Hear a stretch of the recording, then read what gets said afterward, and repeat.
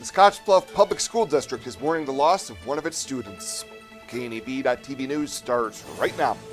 From your trusted source for news in western Nebraska and eastern Wyoming, this is KNEB.TV News. Presented by Platte Valley Companies, premier provider of financial services. Hello, I'm Ryan Murphy. This is KNEB.TV News powered by Platte Valley Companies. Thanks for joining me. In our top story, the principal of Bluffs Middle School has issued a letter advising parents and students of the passing of one of their classmates. In the letter, Principal Jana Mason says 6th grader Aylin Peinado died Friday from injuries suffered in a motor vehicle crash. Authorities say a vehicle she was traveling in on I-25 in Wyoming slipped on ice, left the roadway, and rolled. Mason says the crisis response team and staff have made plans to respond to the emotional needs of students, and additional counseling services and support will be provided as long as needed. Well, a group of local supporters are campaigning for justice for a young man that was murdered late last year in Scottsbluff. 22-year-old Wilson Coleman was fatally shot at the Rebecca Winters apartment in November. Now, one person had been arrested in connection to the investigation, but the charges have since been dismissed. On Friday, Coleman's friend and neighbor Kara King was outside the Scottsbluff County Courthouse seeking community cooperation to help bring justice for the family. For his boys is what we need justice for mostly. He was a father of 3 beautiful baby boys. One he didn't even get to meet because he was shot before the baby was born. Sorry, I'm going to get a little emotional. His family just needs that justice. They need that closure so that they feel at peace. King said the community can help by showing their support as well. I think we just need more information. There's not a lot of people cooperating with the police department right now. Somebody has answers. There's so many apartments in Rebecca Winters that somebody had to have seen something. Right now we're just asking for cooperation. For the fact that we need justice, we need somebody to be charged, or at the very least the people that were in the car with him, all of them need to be charged with accessory, in my opinion. We just need justice. If you have any information about Wilson's death, you are asked to contact local law enforcement. We'll have more news right after this. Looking for free instead of fees? Platte Valley Bank can help you keep your finances moving forward with no ATM fees. Whether you're headed to the lake, the mountains, or just to the grocery store, you can enjoy the freedom of free ATM access anywhere, anytime. Platte Valley Bank. You belong here.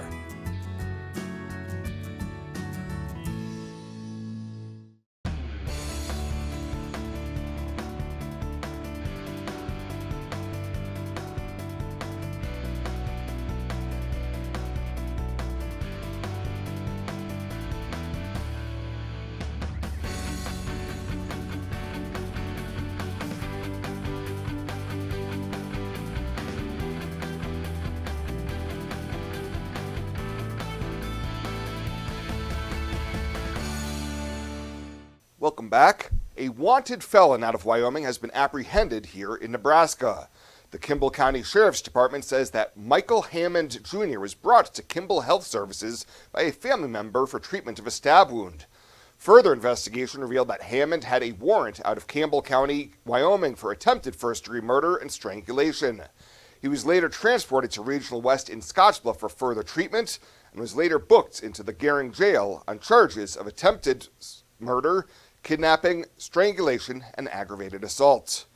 Well, Nebraska's Secretary of State is making a swing through the state, meeting with county election officials, civic organizations, and others to discuss the upcoming May primary election. Among the topics being addressed by Bob Evnen is the need for people interested and willing to become a poll worker. He tells KNB News the need is everywhere, not just in Scottsbluff County, and the cause is really generational. It's worth it from a number of different standpoints. First of all, if you're curious about our elections, you'd like to know more about how the election process works, be a poll worker. Sign up and be a poll worker. You know, our parents and grandparents are retiring, and we need a new generation to step up. And of course, I say our parents and grandparents, like it could be I'm one of them. But It's good for a new generation to step up. Find out how elections work. You can be a poll worker. It's a great service to your community. Evans says as far as a time commitment, it does involve a full day plus some training, and poll workers do get paid for their efforts. He's also reminding voters that the May primary election will be the first one requiring a photo voter ID, which you need to have to vote early at the election office or at your polling place next month, as well as providing ID information if voting absentee or by mail. And state officials are reminding customers in their service area that just a few days remain in the selection period for the Choice Gas program. The program allows residential, commercial, and ag choice customers residing in certain areas of the state to choose a third-party supplier to provide their natural gas. Nicole Mulcahy, the director of the Public Service Commission Natural Gas Department, says now is the time to finalize your selection, as customers who don't make a selection are assigned a default supplier and a default rate, which may result in them paying more. Those unsure if they are in an area served by the Choice Gas program are encouraged to contact Black Hills Energy at 1-877-245-3506. The selection period for residential and commercial Choice customers in the Black Hills area runs through this Wednesday, April 24th.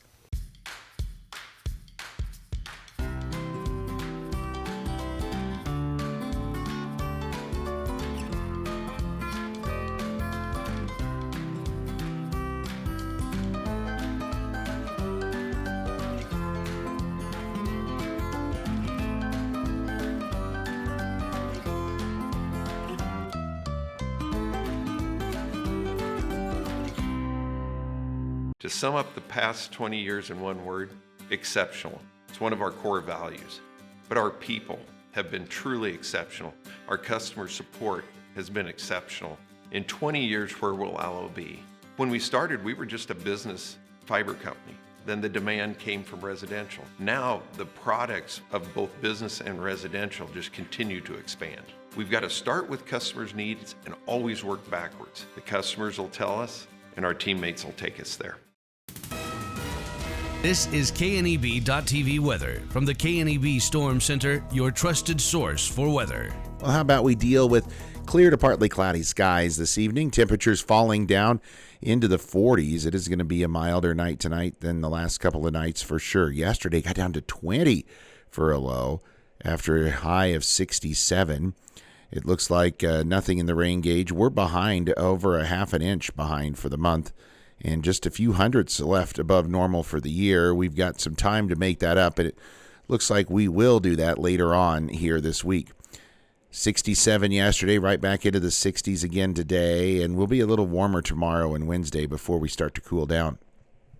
As far as precip chances go, Wednesday during the day, can't rule out a couple of afternoon thunderstorms. Good chances of getting wet Thursday, Friday, Saturday, and even into Sunday out there, and it should be mostly wet, certainly more wet than white here across the region. As you look at winds, they're strongest on Friday. Otherwise, not too bad. Temperatures in the 60s right now for the most part, a few 50s from Lusk over to Harrison. Winds are out of the north primarily, or portion of a north direction, at anywhere from 10 to 20. Higher winds in the high country, and that's where those wind gusts are strongest too, gusting over 40 miles an hour. As far as wind chills, nothing to worry about there. Your out-the-door forecast for tomorrow. We're going to start the day in the 40s, quickly into the 50s before lunchtime, and in the 60s for the afternoon. Futurecast is relatively quiet tonight, just a few clouds. Clearing skies towards morning tomorrow, and during the day tomorrow it's going to be mostly clear, just enough instability to brew up an afternoon shower, and we'll do it all over again Wednesday. Wednesday, maybe a few more thunderstorms out there in the afternoon. Lows tonight going to be down into the 30s for the most part. Highs tomorrow into the mostly 60s. A few 50s snuck in out there as well.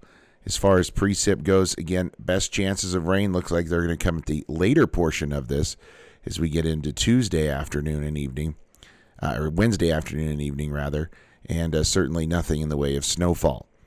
Cloudy skies early, then clearing tonight, and a low down around, we'll call it 39. For tomorrow, it's going to be mostly sunny, highs into the mid-60s.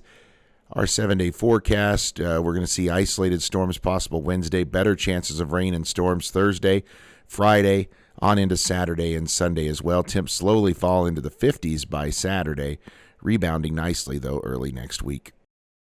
Are you looking for the perfect place to hold a wedding, family reunion, holiday office party, or business meeting? Well, look no further. The Hampton Inn and Suites Hotel and Conference Center is just the place for you. We're a full-service banquet facility that can host up to 400 of your guests. Stop in and see our spacious open-concept meeting rooms and begin planning your special event or family gathering today.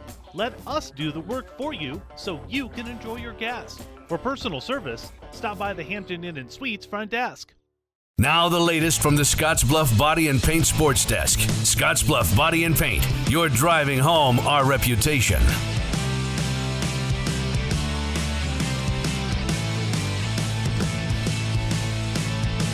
Here's your Monday update from the TV Sports Desk. Some legit spring weather to open the week, and that's great for local golfers today as the Scottsbluff boys are hosting their invite at Scottsbluff Country Club. Cheyenne Central, Scottsbluff among the team favorites today. A total of 14 schools expected out on the course. Individually, the Bearcats have had multiple kids at the top of leaderboards already this season with the likes of Noah Shattuck and Tommy Dredla. Mitchell's Cale Peters always a threat to win, plus Shadron's Brock Berry expected to be in the mix as well. Of course, Scottsbluff Country Club will host the boys state tournament coming up next month. The State Golf Scottsbluff Gearing Joint Committee was recently awarded another 4-year bid for Class B boys from 2005 through 2028. Here's Scottsbluff Activities Director and committee member Dave Hawksworth. We've had nothing but positive. And the reason why part of the positive is our volunteers. Our volunteers is what make it happen. Our courses make it happen. We've had 75 plus volunteers every tournament. People are coming out of the woodwork to help and make sure that it's good for 2 days. And then I just would like to, say thank you to our golfers that play at our courses, because it's an inconvenience for them. And so to give up the course for a couple of days, but it sure is nice for the community. Whether it's Robert Thomason at Monument Shadows in Gearing or Max Haydenfeld at the Country Club, there's great leadership on the golf side, plus really just Scottsbluff and Gearing coming together to make these state golf events a reality. Yeah, Carla and I have kind of joked about it from the beginning of getting this out here. This has just it's been a fun project to collaboratively work together. Our two cities, the Keno, our corporate sponsors. I need to throw a shout out to those guys. Everybody that's in the program. BNC Steel has come alongside and been a corporate sponsor since the get-go of this, plus everybody that's in the program that jumps in each and every tournament. We can't do it without them. State golf for the girls and boys in Class B sure has found a home in the Panhandle between Scottsbluff Country Club and Monument Shadows over in Gearing. It was a rough weekend on the diamond. Both WNCC softball and baseball teams with a bit of a struggle. The softball team earned a 4-game split with McCook Community College, but with NJC winning a game against Trinidad State, knocked the Cougars out of playing in the Region 9 softball tournament. They finished the season with a record of 14-24. The baseball team was knocked on its collective heels a little bit over the weekend, losing all 4 games at Southeast Community College by a combined score of 60-10. They're now 12-8 in conference play in 4th place with a big 4-game split series on deck for the weekend against McCook. That is the latest today. From right here at the Scottsbluff Body and Paint Sports Desk, I'm Chris Cottrell.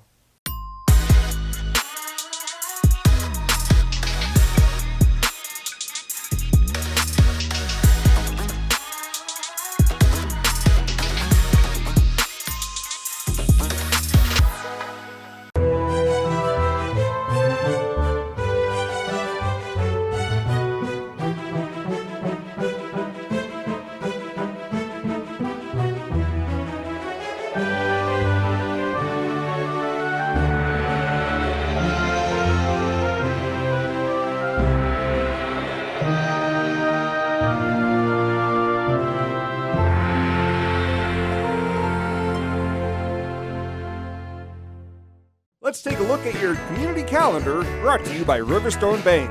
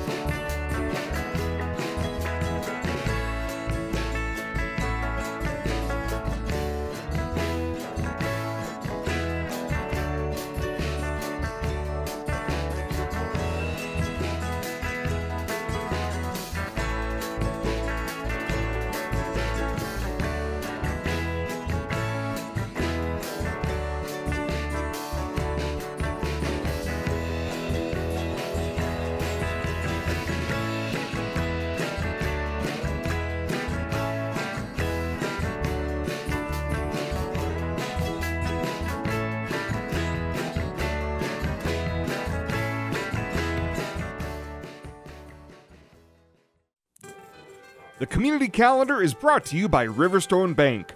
We're local and we love our community. Fly United Airlines, operated by SkyWest with Western Nebraska Regional Airport. United is dedicated to going the extra mile for you with daily flights to and from Denver, along with a commitment to excellent service. Reserve your flight today, and remember, United miles can be earned and redeemed with your flights. While at the airport, stop and enjoy authentic Italian food at Roma Italian Restaurant. Plus, Hertz Thrifty Car Rental is there for your car rental needs. Make life easier, relax, and get on board with Western Nebraska Regional Airport.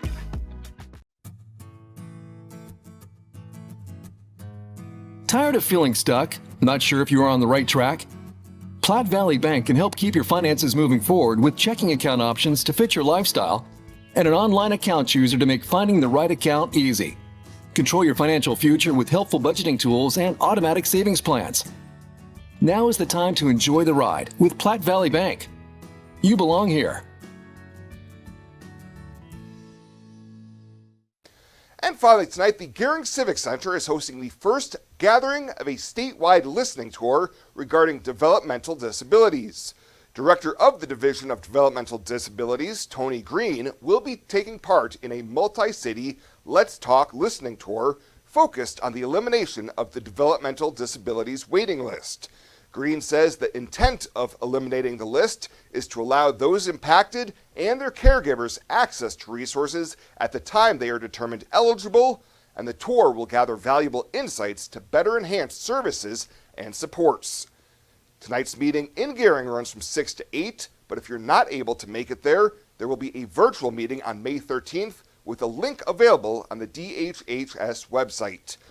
Well, that does it for us this time. Thank you so much for tuning in. Stay safe out there. We'll see you here next time.